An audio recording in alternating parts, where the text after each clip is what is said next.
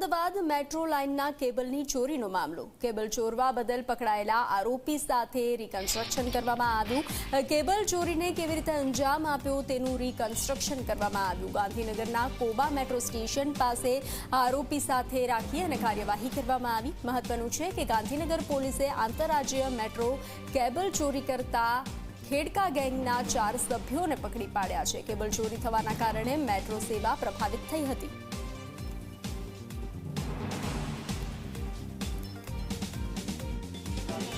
Metro cable ચોરીના જે આરોપીઓ પકડાયા છે એમની પાસેથી આજે રિકન્સ્ટ્રક્શન કરવામાં આવ્યું છે।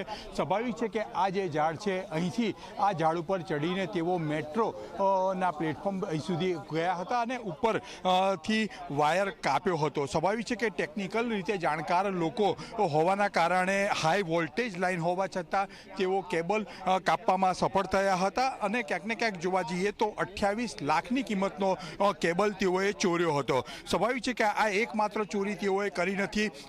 અત્યારે જે પ્રકારની વિગતો પોલીસના દ્વારા સામે આવી છે 100થી વધુ આ પ્રકારની ચોરી કરનાર ખેડકા ગેંગના 4 આરોપીઓને પોલીસને સફળતા મળી છે। એનું રિકન્સ્ટ્રક્શન કરવામાં આવી રહ્યું છે। કેવી રીતે ઝાડ ઉપર ચડ્યા અને કેવી રીતે તેઓએ ત્યાંથી ઉપર જઈને કેબલની ચોરી કરી એમાં જે બે માસ્ટર માઇન્ડ છે એ બંને આરોપીઓને સાથે રાખીને આ રિકન્સ્ટ્રક્શન કરવામાં આવી રહ્યું છે। સ્વાભાવિક છે કે આખી ઘટનાના કારણે સમગ્ર દેશમાં મેટ્રો લાઇનના જે કેબલ ચોરાતા હતા તે તમામ ચોરીનો ભેદ ઉકેલવામાં ગાંધીનગર પોલીસને સફળતા મળી છે। સ્વાભાવિક છે કે અત્યારે જે પ્રકારનો અંદાજ મળી રહ્યો છે એ અંદાજ પ્રમાણે સીધી રીતે દિલ્હીથી આ આખી ગેંગને ઓપરેટ કરવામાં આવતી હતી। તેઓ પહેલાં કોઈપણ જગ્યાએ જ્યારે કેબલ ચોરતા હતા ત્યારે એક અઠવાડિયા પહેલાં એ જગ્યાએ આવતા હતા, રેકી કરતા હતા અને રેકી પછી પોતાનો માસ્ટર પ્લાન બનાવીને તેઓ કેબલની ચોરી કરતા હતા। સ્વાભાવિક છે કે આ ઘટનામાં મહત્ત્વની બાબત એ છે કે જે